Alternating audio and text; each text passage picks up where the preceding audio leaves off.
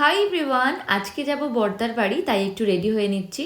আর আজকে আছে বুবলুর জন্মদিন। সকালে তো ভেবেছিলাম চলে যাব, বাট ভাইয়ের পড়া ছিল বলে যেতে পারিনি। ভাই কিছুক্ষণ আগেই টিউশন থেকে আসলো, তাই আমরা এখন বেরোচ্ছি। এখনই বাজছে 1টা-1:30টার মতো, আমরা বেরিয়ে পড়লাম। আর আজকের ওয়েদারটা তো এত সুন্দর রোদ বেরিয়েছে। যাওয়ার সময় মিয়ামোর থেকে বুবলুর জন্য একটা কেক নিয়ে নিলাম। এর সাথে আরো কিছু নেওয়ার ইচ্ছা ছিল, বাট এমন সময় বেরিয়েছি কিচ্ছু পাওয়া যায়নি। তো যাই হোক, কেক নিয়ে পৌঁছে গেলাম। এবার লাঞ্চ করব। বুবলুর জন্মদিন উপলক্ষে বৌদি তো অনেক কিছু আইটেম করেছিল। কি ছিল সেগুলো তো তোমাদের আগের ভিডিওতে শেয়ার করেছি। লাঞ্চের পর একটু ঘুমিয়ে নিয়েছিলাম। উঠে দেখলাম বুবলুর তো আবার শরীরটা খারাপ লাগছে, বলছে মাথা ব্যথা করছে আর একটু বমিটিং ভাবও রয়েছে। ওকে মেডিসিন দেওয়া হলো, ও তো কিছুই খাচ্ছে না, সবই উগলে দিচ্ছে। আসলে ওর না একটু অ্যাসিডিটি হয়ে গেছে। ওর হঠাৎ করে শরীরটা খারাপ হয়, আমাদের তো মনটা একটু খারাপ হয়ে গেছিল। ওকে এন্টারটেইন করার জন্য আমরা রুমটা একটু ডেকোর করে নিলাম, আর এরই মধ্যে ছোটদারাও চলে এসেছে। আর ভাইকে পেয়ে তো ও তো ভীষণ খুশি। কে বলবে, একটু আগেই ওর শরীরটা খারাপ করছিল, একদমই উঠতে পারছিল না। যাই হোক, এবার কেক কাট করা হলো। Happy birthday.